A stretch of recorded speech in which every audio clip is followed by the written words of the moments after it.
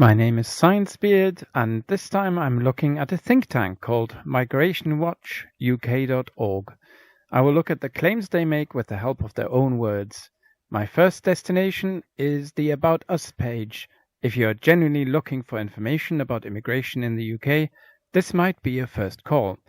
However, having seen the banners on the front page, I'm also readying my bullcrap cup. The banner here, by the way, is a typical strategy I find on a lot of websites which try and rope you into their way of thinking. Say something reasonable and then try and get other things in under the radar. But they were so reasonable about this thing. How wrong can they be about the other things?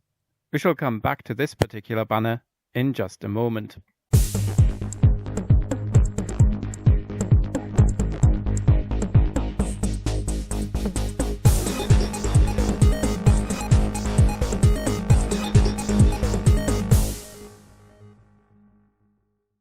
So this is about the two top people.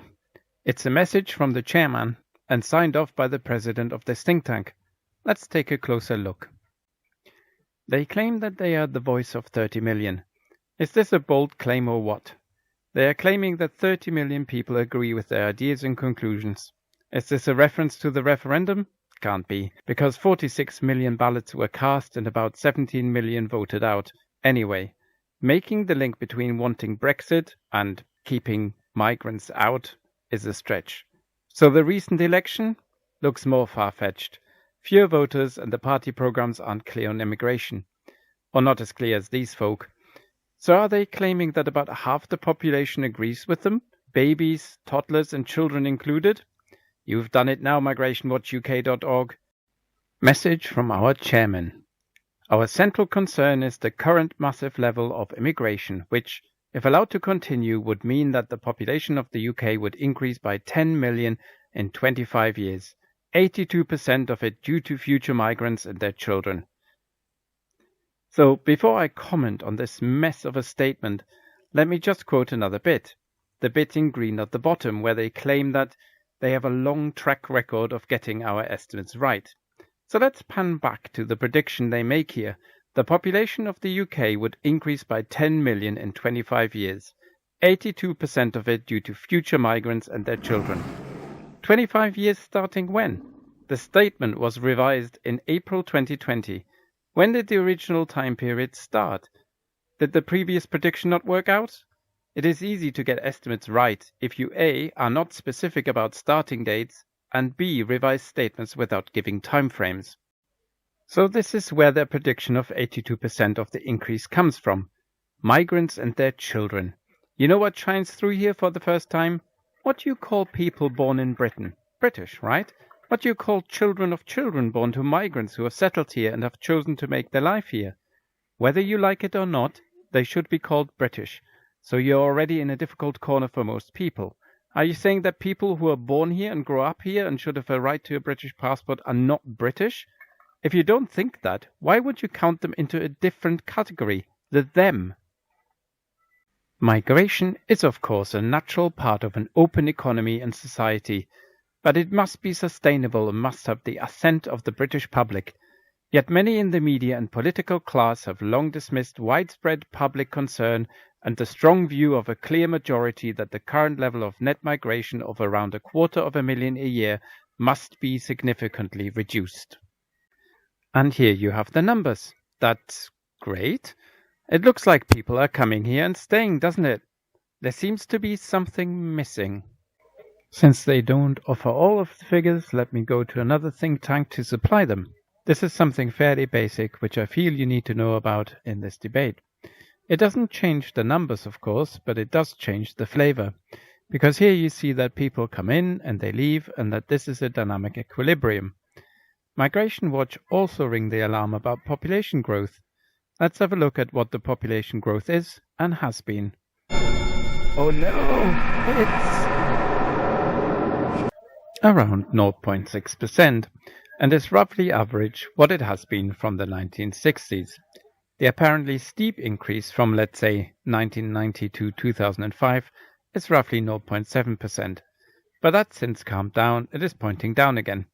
In fact, without immigration, we would probably have a decrease in population with its associated problem. an aging population.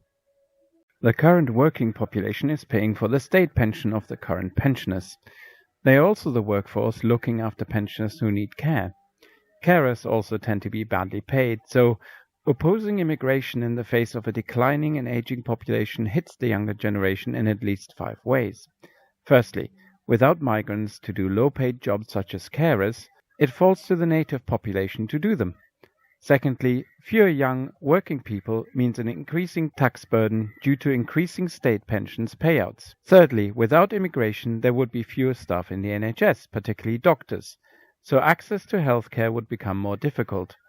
Fourthly, the younger generation will have to work longer in order to keep out of the pension pool. This is already happening, and taxes are also higher than the current pensioners had to pay. Finally, with no immigration, people would still emigrate, exacerbating the problems above.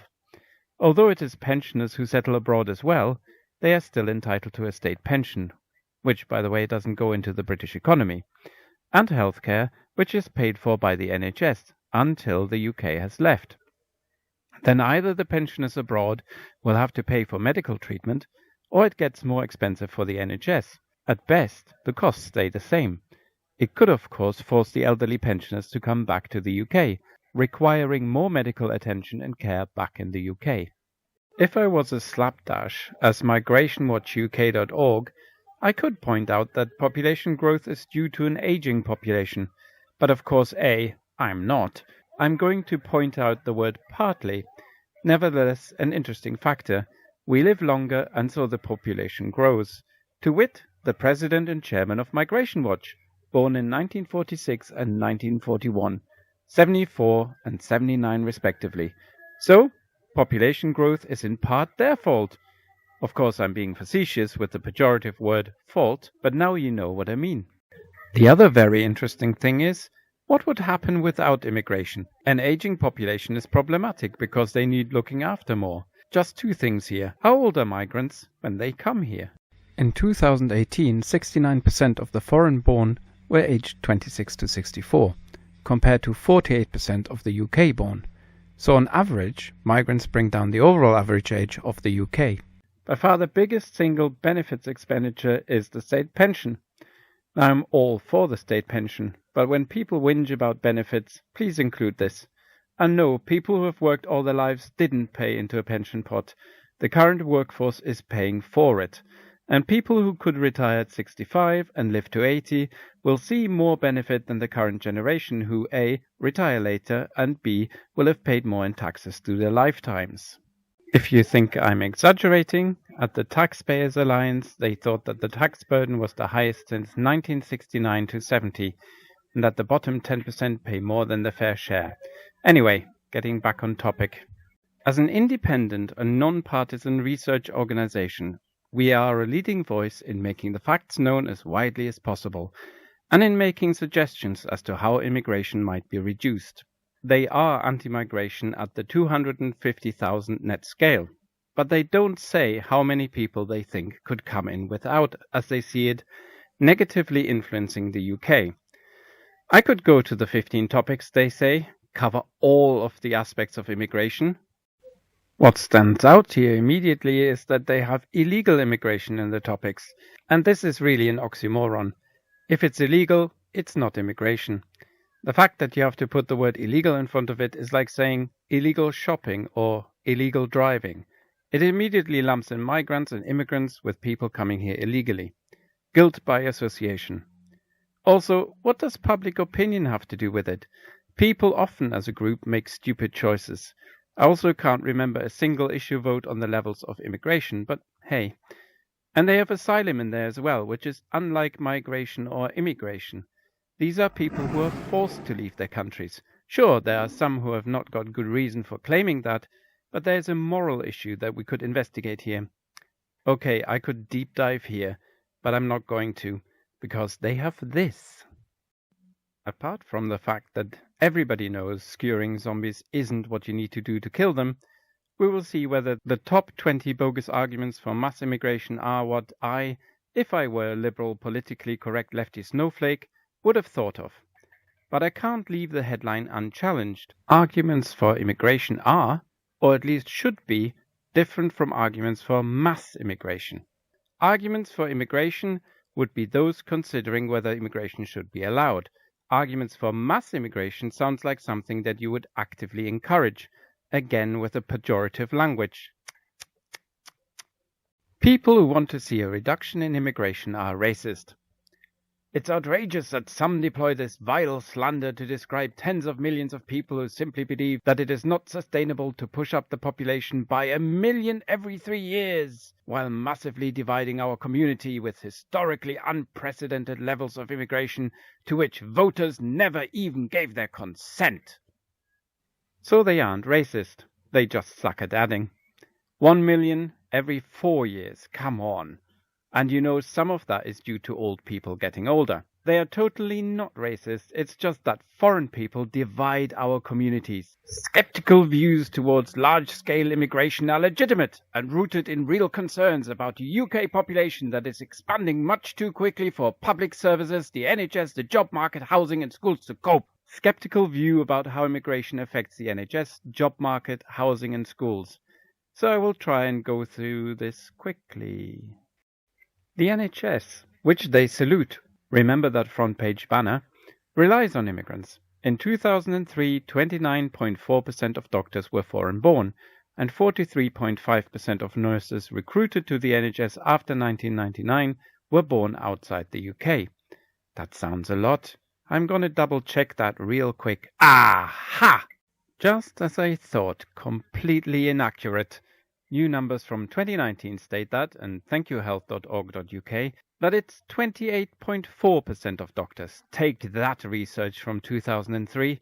Anyway, my point, immigration from the EU at least provides more in healthcare than it consumes, and this proportion has been fairly stable. Theresa May and Jeremy Hunt both made promises on ending NHS reliance on foreign-born doctors and nurses. Since then, they, for example, in 2015, slashed nurses' bursaries, so they had to pay to train to earn a mediocre salary. Solid help there, guys. What impact has scrapping bursaries had? This was in The Guardian, and it reported on the lefty liberal know-nothing, Royal College of Nursing. Falling applications, blah blah, exacerbating shortages, blah blah. A warning of 70,000 nurses missing by 2023 to 2024. Still, numbers are pretty consistent in actual students, around 21 to 23,000. There can't be a shortage then. Oh snap! Things are going well then. Anyway, really need to get back to MigrationWatch. Do you want to build a straw man? Overall, migrants pay in more than they take out. This is incorrect. An immigration briefing published by the BBC in January 2020 uses research that was published by the government's Expert Migration Advisory Committee, MAC, and carried out for them by Oxford Economics. This concluded that in 2016 to 17, migrants overall paid in 4.3 billion less than they took out. This is not an isolated finding. Research into the fiscal impact of immigration over the past 2 decades has consistently found an overall negative contribution by the migrant population year after year. As the BBC reported in 2014, research published in the Economic Journal then showed the overall contribution of immigrants to have been minus 114 billion between 1995 and 2011. That sounds damning indeed. So let's click on the link and have a look. It's a PDF of 193 pages. So let's look for the headline 4.3 billion that migrants took out more in 2016 to 17 than they paid in. So the only thing I could find is that workers in the UK send money to other countries. This isn't restricted to foreigners though. It could be anyone sending money abroad for whatever purpose. But even if you let this pass and say that it's migrants sending money home, it's their money, isn't it? Here are just some examples of companies who send money abroad to their parent companies. I wish I could agree the amount of tax I pay, or charge a sibling for licensing my brand in order to avoid paying taxes here. Stays in the family that way. Actually, I'm a fan of taxation. It pays for a lot of good stuff, but I do think there's a problem with fairness. Anyway, can't be that MigrationWatch meant the money sent abroad, can it? Must be something else I missed. So, another search. Maybe they did some maths to get that number, since they like common sense so much. In economics, one can make approximate statements in a common sense sort of way which may appear superficially satisfactory, but if someone begins to ask one intelligent and penetrating question, it is only possible to deal with them by means of something more complicated. John Maynard Keynes. I found this quote in the briefing. However, I couldn't find the missing 4.4 billion, but they have another link to click on. Since they say, not an isolated case, let's have another look. Well, color me confused. Immigrants from the 10 countries that joined the EU in 2004 contributed more to the UK than they took out in benefits, according to a new study. And this is what they link to. But what is this? Could it be an even bigger negative effect? Aha! In the period 1995 to 2011, non-EEA migrants cost the UK after tax a whopping £118 billion. EEA migrants contributed 4.4 billion, so that leaves 114 billion that MigrationWatch reported. Well, they've got us there, immigration-loving lefty PC snowflakes. But wait, there's more. Turns out that UK natives cost the state 591.5 billion. And for the period thereafter, it's even more stark. Professor Dustman says that the overall fiscal contribution made by recent immigrant cohorts, particularly of immigrants from the EU, paints a quote-unquote positive picture. Aw, thanks, man. MigrationWatch, what happened? Not making your case airtight there, exactly. What?